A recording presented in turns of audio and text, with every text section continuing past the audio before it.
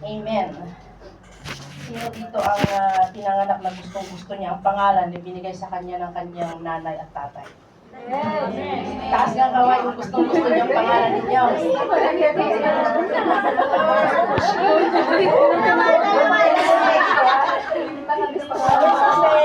Gusto niyo yung ipinangalan sa inyo. Praise God, ako lang siguro ang hindi ko gusto ang pangalan ko. Actually mga kapatid, sa ako lang nalaman ang tunay kong pangalan nung nagpapapassport na ako. Ang pangalan ko noon ay ginagamit ko is Amy Rose. Tapos, nung nagpapassport na ako, nakita ko yung birth certificate ko, ang haba pala ng pangalan ko. Amy Rose Osana. Osana. Sabi ko, sino mo nagpangalan sa akin? Sabi ko sa nanay ko, si Lula mo. Lula, bakit ganun ang pangalan ko? Osana ang pangalan ko. So alam niyo po ba mga kapatid, noong unang panahon, praise God, na ang pangalan ay napakahalaga. Yes. Sa Bible times, napakahalaga ang pangalan. Bakit? Because ito ay description ng isang person's character or destiny ng isang tao noong unang panahon. Katulad na lang ni Isaac. Ang ibig sabihin ng kanyang pangalan is, ano pangalan nun? Dala. Or tawa. Ibig sabihin ng kanyang pangalan na Isaac. Kasi noong binuntis siya ng nanay niya, tumatawa si Sarah. Tinawanan niya kasi nga, matanda na siya, nabuntis pa rin. Tumatawa siya. So, ipinangalan sa kanya is Isaac. Praise God. At example na lang, si Simon. Si Simon Peter, ang ibig sabihin ng kanyang pangalan is The Rock. Praise God. Na kung saan siya yung ginawang binigyan ng Panginoon ng susi ng kaligtasan. Amen. That is why he is the first preacher who preached the salvation that God has given him. Amen. Siya yung tinawag ng ating Panginoon. Siya yung, kasi sabi ng Panginoon, Simon Peter, upon this rock, I will build my church. Kaya noong araw ng Pentecostes, mga kapatid, praise God, yung time na yon, unang tumayo si Pedro nung nagtanong ang mga tao, anong gagawin namin para maligtas? Tumayo si Pedro. At anong sabi niya? Then Peter said unto them, repent and be baptized, every one of you, in the name of what? Jesus Christ, for the remission of sins, and ye shall receive the gift of the Holy Ghost. Bakit niya nabanggit yun? Because Jesus has commanded them habang siya'y inaangat sa alapaap, sabi niya, go ye therefore and teach all nations, baptizing them in the name of the Father and of the Son and of the Holy Spirit. I asked you, is Father a name? No. Is Son a name? No. Is the Holy Ghost a name? No. And what is the name of the Father, the Son, and the Holy Ghost? Jesus Christ. Peter understood the thing. Naintindihan niya yung bilin ng ating Panginoon at sinunod niya yung bilin na yon. Yes. Kaya nung siya ay nagsalita na, be baptized in the name of Jesus Christ. Praise God. Because the name of the Father is Jesus. Sapagkat sabi sa Isaiah, mga kapatid, 9:6, for unto us a child is born, unto us a son is given, and the government shall be upon his shoulder, and his name shall be called Wonderful, Counselor, the Mighty God, the Everlasting Father. Sino yung ipapanganak na magiging Everlasting Father? Jesus Christ. That is why the name of the Father is Jesus. Praise God. In Matthew 1:21, mga kapatid, ipapanganak ang siyang magliligtas. Amen. At papangalanan siyang ano? Emmanuel. Na ang pangalan niya ay Jesus, na siyang magliligtas sa sanlibutan. That is the name of the Son. And what is the name of the Holy Ghost? Jesus. Jesus. Sapagkat sabi ng Biblia, the Comforter. is not yet come unto you. Dahil ako'y aakyat muna sa Ama at ako'y babalik sa inyo. Amen. At yung comforter, siya yung magliligtas sa inyo. Siya yung, because I came in my Father's name. Praise God. Hallelujah. So mga kapatid, the name is very important sa ating kaligtasan, sa ating mga buhay. Ikaw ba naman, matutuwa ka ba namang tawagin ka ng employer mo, hoy, linisin mo to. Oy, oy. Natutuwa ka ba? Hindi. Sasabihin mo, Ma'am, I have a name. My name is Michelle. Kaya nga nung first time ako sa amo ko, sabi niya, what will we call you? Sabi niya, just call me Amy. Or Amy Cheche. Or don't just call me Cheche. Just call me Amy Cheche. Kaya sabi ko sa kanila, kaya yun na yung tawag sa akin mula nung dumating ako sa kanila. Kasi gusto nila yung pangalan ang tinatawag sa iyo. Yes, that's right. Para alam nila na ikaw yun. Yes. Praise God. Hallelujah. Napakahalaga ang pangalan, mga kapatid. Praise God. Because it signifies noong unang panahon, napakahalaga po yan na kailangan po ng divine mission rather than just a label. Kasi ang pangalan, hindi lang yung binigayan ng pangalan. At alam niyo po ba, na sa atin, mula nung tinanggap mo ang ating Panginoon, He changed your name. Na kung ikaw ay dating loser, He's changed you as a victorious. Amen. Victorious one. Kung noon ang pangalan na tinatawag sa iyo ay mahiyain ka, binigyan ka ng bagong pangalan ng ating Panginoon. Ikaw na ngayon ay isang soul winner. Soul winner. Amen. Hallelujah. Palamakan na natin ang Panginoon. Katulad na lang mga kapatid. Example. Si Abraham. Si Abraham, ang unang pangalan niya is Abram. Amen? Abram. Praise God. Nung binago siya ng ating Panginoon, alam niyo po ba lang ibig sabihin ng Abram is exalted? Exalted father. Ngunit nung tinawag siya ng Diyos, tinawag na siyang Abraham. Nang ibig sabihin is Father of faith. Yun, ganoon kahalaga ang pangalan nung unang panahon. So sa panahon natin ngayon, mga kapatid, katulad ng sinabi ng ating preacher, He knows you personally. Amen. Pero kilala ba natin siya personally? Kilala ba natin ang ating Panginoon? Amen. Kilala niyo ang yung Diyos na pinaglilingkuran. Gaano niyo kakilala ang Diyos na inyong pinaglilingkuran? Alam niyo ang kanyang pangalan. Ngunit kilala niyo ba siya personally? Pero ang tanong, bakit ka nagda-doubt kung minsan? If you know Him personally. Hallelujah. Bakit kung minsan tayo ay nagrereklamo? If you know Him personally. Praise God. Hallelujah. Bakit nawawalan tayo ng tiwala kung minsan sa Diyos na siyang dahilan na hindi na rin tayo pumupunta sa simbahan? Dahil sa mga discouragement, mga problema at mga pagsubok sa buhay. Because you don't know Him personally.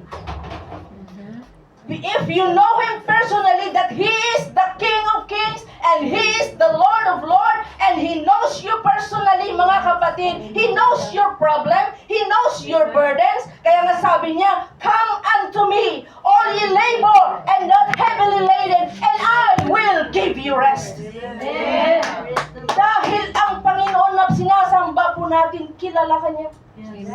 Kailangan kilalanin natin siya. Huwag ka nang mag-doubt pa sa kanyang kakayahan, mga kapatid. Katulad ng song leader kanina inawit ng group 10 kanina sa session A. Na walang imposible sa ating Panginoon. Paano na ba yung awit nila kanina? Nakalimutan ko. God is so big. He's strong and so mighty. There's nothing my God cannot do. Diba? Walang bagay na hindi pwede gawin ang Diyos. Maliban na lang sa kasalanan. Amen. Hallelujah.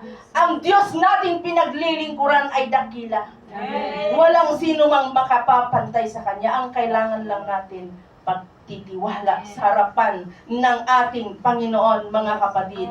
Praise God, sapagkat ang Diyos, kung mayroon kang intimate knowledge about Him, praise God, hindi ka na kailangang mag-doubt pa sa Kanyang kakayahan na pwedeng gawin sa buhay mo. Kung mayroon kang karamdaman, lumapit ka lang sa Kanya. Amen. Na kung hindi na kaya ng doktor, lumapit ka lang sa ating Panginoon. God will use somebody or something to heal you.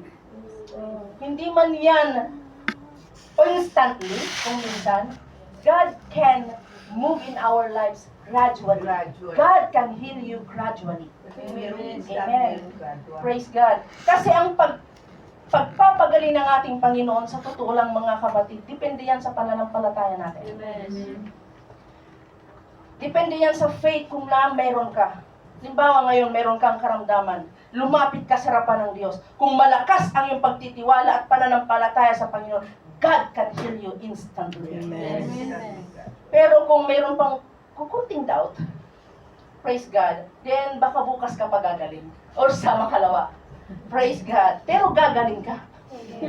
Amen po ba? Dahil nanalangin ka sa harapan ng ating Panginoon. Depende po yan sa ating pananampalataya. Hallelujah. Yung alam niyo po ba na ang mga sheep, kilala nila ang boses ng kanilang pastol. Ang mga karnero, kung ibang tao ang tatawag sa kanila, kahit magnawa-ngawa yan o rihiga pa sa harapan nila, hindi yan sila susunod. Kahit anong sigaw niya, hindi pa rin sila susunod. Kahit gano'n na niya siya. Wala pa rin, hindi yan sila susunod dahil kilala nila ang boses ng kanilang pastol.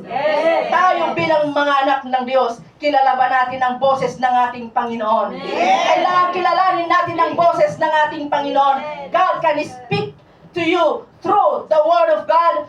God can speak to you through the Holy Spirit, mga kapatid. Maging sa little small voice.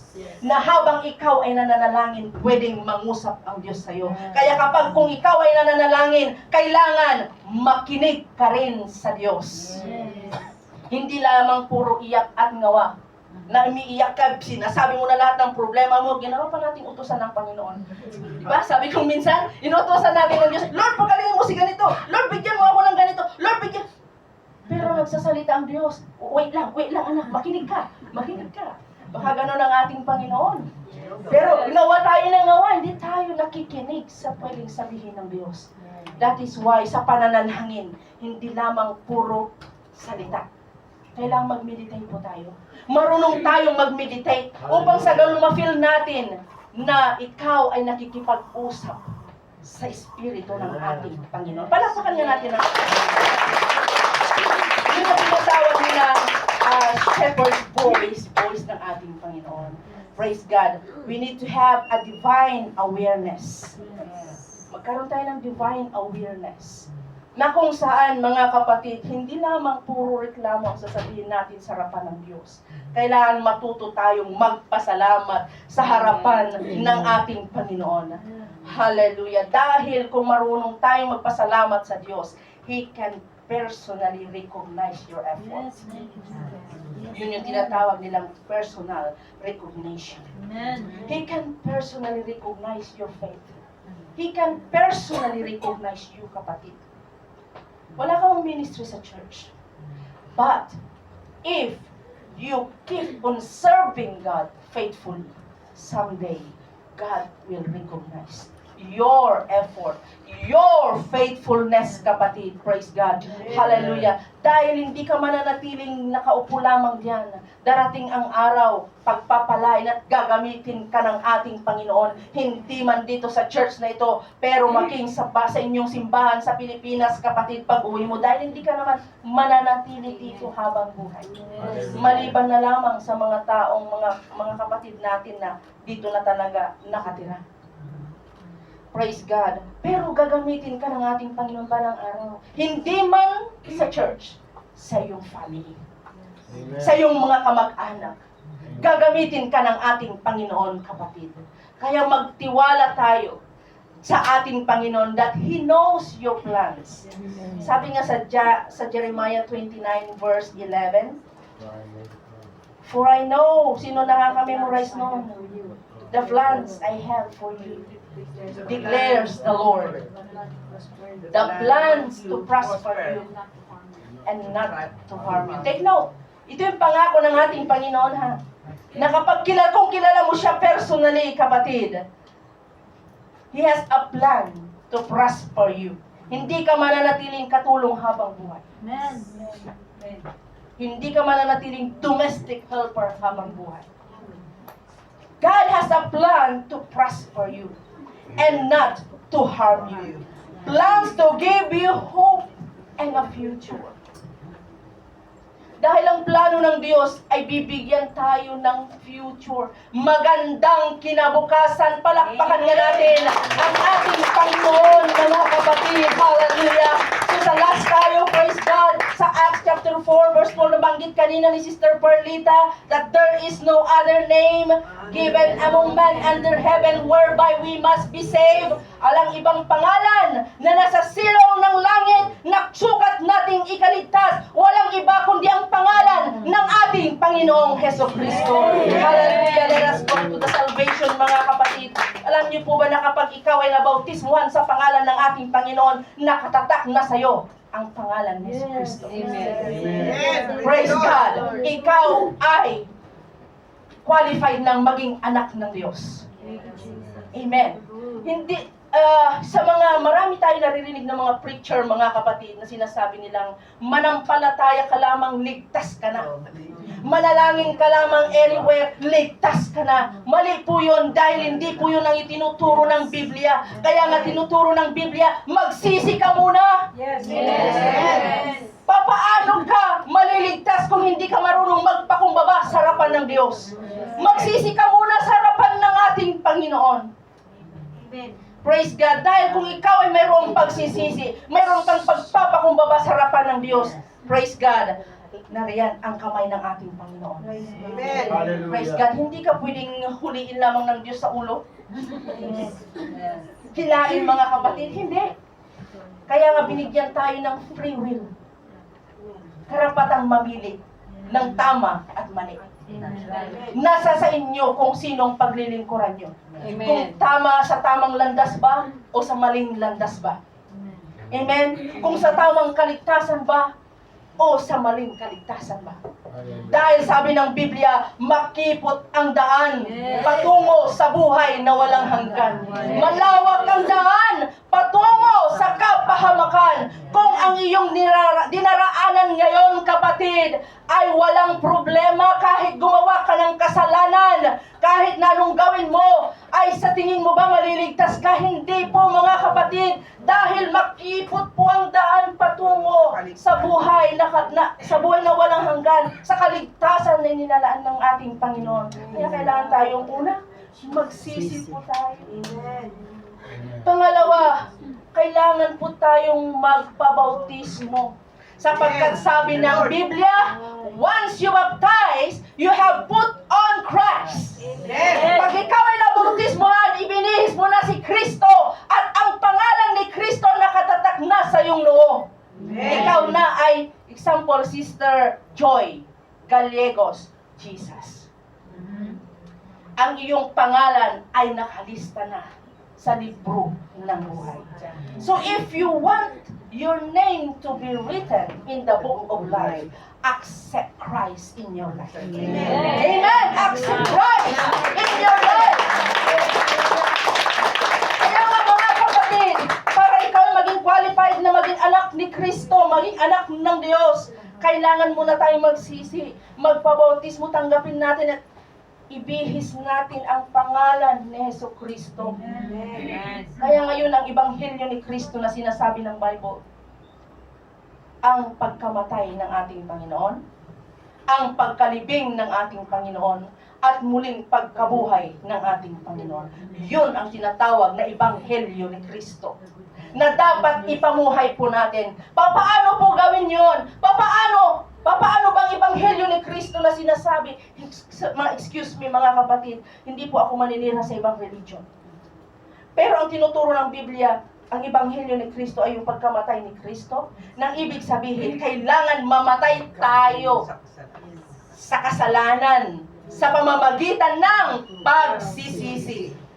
Amen. Amen. Kailangan yung pagkalibing ni Kristo, kailangan ilibing natin ang kasalanan po natin sa pamamagitan ng paglubog sa tubig, sa pamamagitan ng bautismo sa pangalan ng ating Panginoon. Iwanan na natin sa tubig ang kasalanan. At pagkaahon mo, yun ay muling pagkabuhay ng ating Panginoon. Nang ibig sabihin, umahon ka na sa tubig, tanggapin mo ang regalo ng Espiritu Santo dahil ikaw ay bagong nilalang na. Kung ikaw ay noon ay chismosa, kung ikaw noon ay mapanira, kung ikaw noon ay magnanakaw, pag binago ka na ng ating Panginoon, bagong nilalang ka na. Kailangan mo nang gawin ang mga bagay na dati mong ginagawa. Praise God! Kaya kailangan hiwalay tayo sa mundo. Hiwalay po tayo sa mundo. Kailangan umiwalay tayo sa sanlibutan. Kaya nga sabi ng Biblia, be not conformed sa Romans chapter 12 to this world, but be ye transformed by the renewing of your mind, that ye may prove what is that good and acceptable and perfect will of God in our lives. Palakpakan na natin ang Panginoon. Buhay po tayo lahat mga kapatid.